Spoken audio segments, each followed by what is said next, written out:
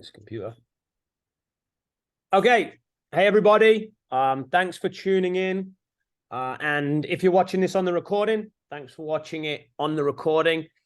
This is going to not only review the mental session that we did at the weekend, it's also going to lay the foundation for this weekend's session. So this weekend session, I'm not actually going to be here. So if you are in the blue group, you will have the chance to work with Coach Dennis on your what, how, why goals. And if you are in the orange group or the silver group, you will have the chance to work with Coach Brandon on your what, how, why goals. You will also have the chance, you'll be given around 15 to 20 minutes to work on your what, how, why goals on your own if you want in the classroom setting. So ultimately, what we're going to do today, we're going to review what we did last week. And then we are also just laying the foundation for you to finish this project. So by the end of the weekend, everyone that comes to core, I want them to have finished their what, how, why goals. And I want them to be placed on my desk. And then I'm going to review. And I'm going to go through. I will start to work with people on an individual basis with their what, how, why goals. So what I am actually going to do, I'm glad Adriana was able to join us because I am going to critique Adriana's what, how, why goals. So first and foremost, well done to Adriana for taking time out of her day to complete this task. I think anyone that has sat down away from a core session and really tried to work out 3 what, how, whys shows a high performing habit. And I think that's excellent. So if you have done that, well done. If you haven't done that, that's probably something that you could do, right? Take some time and draw up something like this, some great work like Adriana has. Now, Adriana, you can come off mute because we'll go back and forward, and I think this will be a nice example for other people to watch and listen to. Another reason that this is excellent work is because it gives Adriana the opportunity to evolve her goals.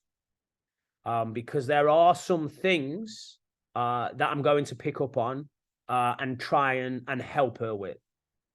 So if we think back to last week's presentations, 2 of the main things that we looked at were in the how, being more specific.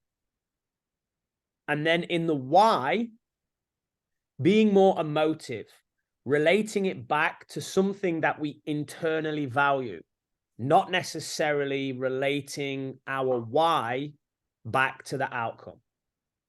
So if we look at this, I think, okay, what does Adriana want to achieve? She wants to achieve minimizing 3 putts during rounds. Great goal. That's an outcome goal. Can we control that? No, because the green isn't a perfect surface. We don't know where the pins are going to be placed. They could be placed on very hard slopes. Realistically, on the PGA Tour, they start to 3-putt from 32 feet and outwards. So this would be very dependent on where we hit our irons. So this is an uncontrollable goal, but a very, very nice outcome goal. So great job there. Now, the how. Work on putting for at least 10 minutes every day. Love that. Very specific. There's a time in there. There's a day in there. And I do believe that, yes, you can always find 10 minutes in a day to work on a skill. So I really like that. My question, Adriana, if you're there, 12 feet and in, I want to know why you selected 12 feet and in, because that's something that maybe would look at changing. Okay. Any reason why you picked that? You could be right. Any reason why you specifically said 12 feet and in? I thought just because like when we're at core, we mainly like work on 12 feet and in, and like I have trouble with like the shorter distances. Like my lag putting's pretty good. So if I can like get better at that, then Okay, awesome. Are you keeping stats? no. And that was because we didn't give you a stats package last year, right? But we're going to give you one this year. Yes. So, great answer. You told me that your lag putting is pretty good. So what you're saying is just on those occasions where you maybe leave it short or a little bit long, it's the closer ones that are the issue. So I would want to check that in your stats after maybe you've played 5 competition rounds or more. But for now, with the way you've articulated that, that's great. We can leave that. We can leave that as the plan. My mind just went to, if you want to minimize 3 putts, I would have said the best way to work on that would be lag putting. But if you already have thought through that and think that this is the best way without stats, I'm going to agree with you. So we wouldn't change anything in the what. I think the what is excellent. After chatting to you, we wouldn't change anything in the how. Now, the why. What, Adriana, what may I critique with your why?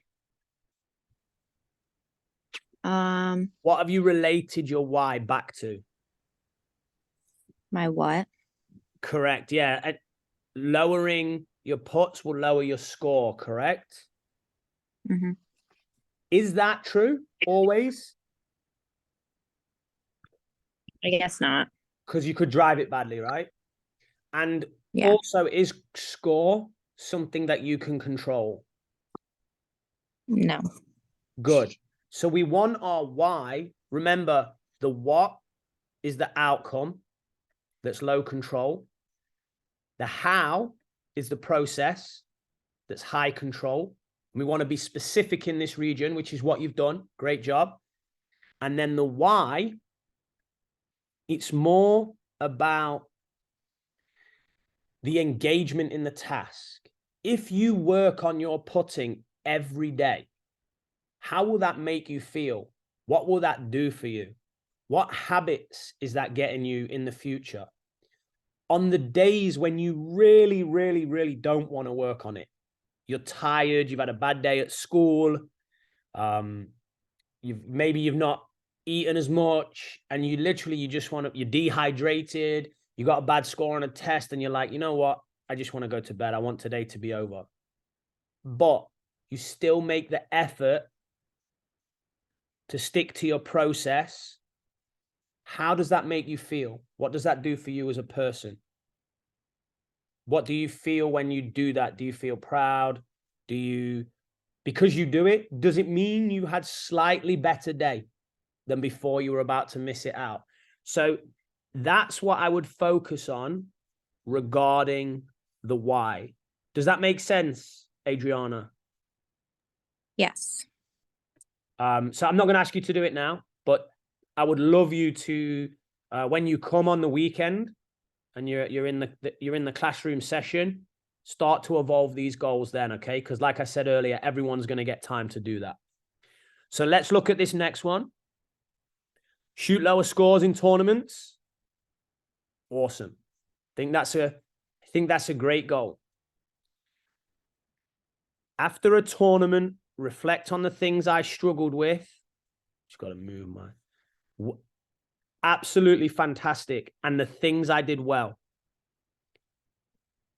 I'm going to give you a structure to do this in, and everyone could build on this.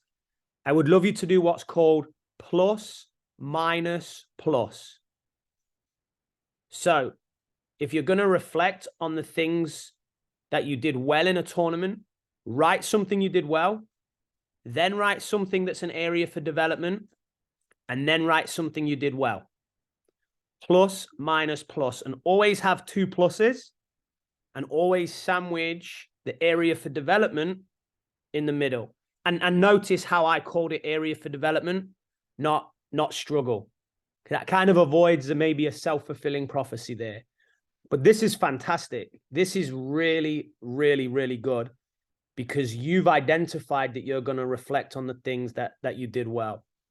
I really like that. That's excellent. And I think that's something that every core student should be building into their goals if they have a goal around shooting lower scores. Okay, become a stronger player than I was prior to my back injury. What do you think about that one?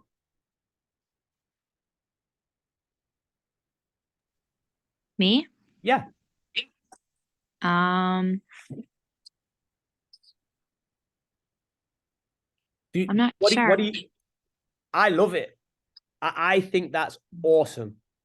I think that's a lot closer to what we're trying to tap into than this one. Okay. What I would do is, if you do, or when you do become a stronger player, how will that make you feel? And can you spend a minute a day picturing yourself being that stronger player? You know, maybe when you're in the car on the way to core, what does that stronger player walk like? What does that stronger player talk like? What does that stronger player breathe like? How does that stronger player behave in practice? And what I love about this is you're using adversity. You've had a back injury, you've been in a brace for a while. It's obviously been very frustrating, but you're using it as motivation.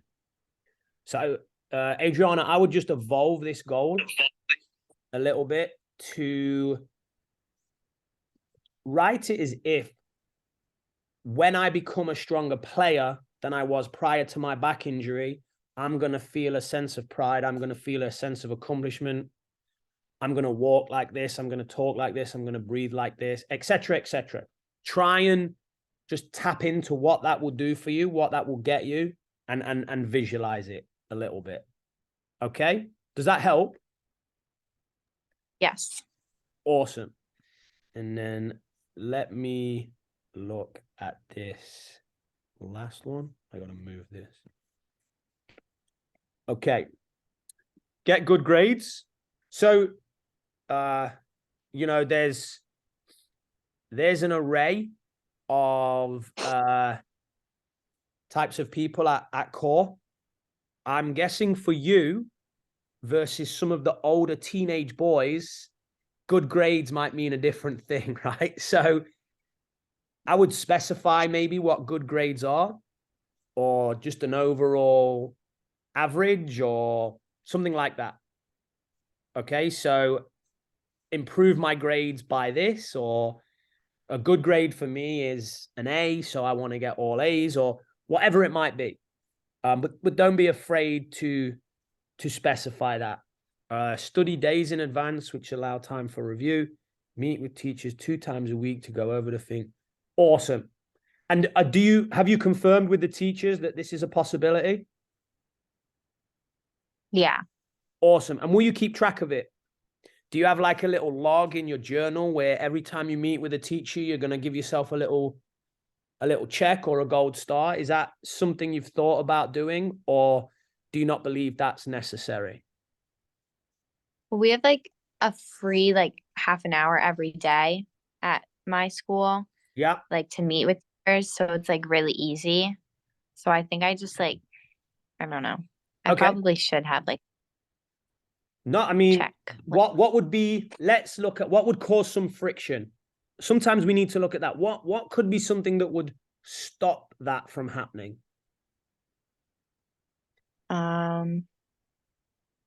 Maybe if like I have to meet with other teachers during the week and I don't get a chance to meet with that one, like the other specific teacher. Okay. which is fine, right? Is there a time that you can, Skylar? It's okay. I'll forgive you for drawing that line on the page. Don't worry about it. Is there anything else that could create friction to that? Or just other subjects? Like for me, I know when I was at school, if I was going to try and go away and meet with a teacher at a certain time, five-a-side soccer and my friends would have created friction. Like they might have not let that happen. So I also played rugby. So we had rugby practice at certain times, which might have created friction and meant that was hard for me. Can you foresee any hurdles that you might have to navigate in achieving that goal? Yeah, probably getting like distracted with my friends like during the day, like during that time. So just think of a little strategy on how you can maybe overcome that. Okay. Okay. It's always good. Then we're just prepared, right? Because I think a lot of the time in psychology, I've already told you to sort of visualize everything going well and you feeling like a stronger player. And what does that look like? What does that feel like? What does that do for you? How do you walk? How do you talk? So I've asked you to visualize some good stuff there, but we can also use visualization to picture what could potentially go wrong or what could get in our way and how we're going to overcome it. All right. And that is actually that's a great thing to do before you play around a golf.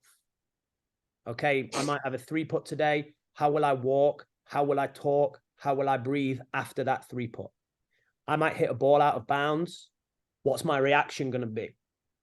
Is it going to be slump body language and if we start to visualize dealing with adversity, or in this instance, removing friction, how we're going to navigate friction from seeing the teacher, we can sort of just evolve into those behaviors. All right. The mind is a powerful thing. And if we see it first, we'll start to do it. Like I said, at school, as I was going to school on the school bus, I was probably visualizing myself playing rugby or playing soccer with my friends. I wasn't visualizing myself going to see teachers in the classroom. Maybe if I did start to visualize that, I might have played into that role a little bit better. Okay. Good grades will lead to more opportunities for college. Excellent. That is true. How will you feel if you go to your dream college? How will you look? What would that do for you as a person? What other doors would that open? If you're playing on a college golf team, how does it feel to play a sport that's an individual sport, but you're part of a team, making friendships for life, having a network for life? If you can tap into that a little bit more, Adriana, the real sort of deep, intrinsic motivations, that can push you to deal with adversity a little bit more. Okay? Yeah. So that was a great exercise. And then again, Adriana, I can't thank you enough for taking the time to text me, send me your goals, asking me to review them. And I can't thank you enough for allowing us to go back and forth, because the people that are watching this on the recording, or the people that are watching this live, they now have an understanding of the areas for development that they would have probably had on their first draft. So awesome job. And when I get back, I'm going to Canada this weekend, but when I get back on Tuesday, I'm looking forward to reading your evolved goals that you'll hand in on my desk. Okay? Okay. All right. Perfect. Does anyone else have any questions on the Zoom?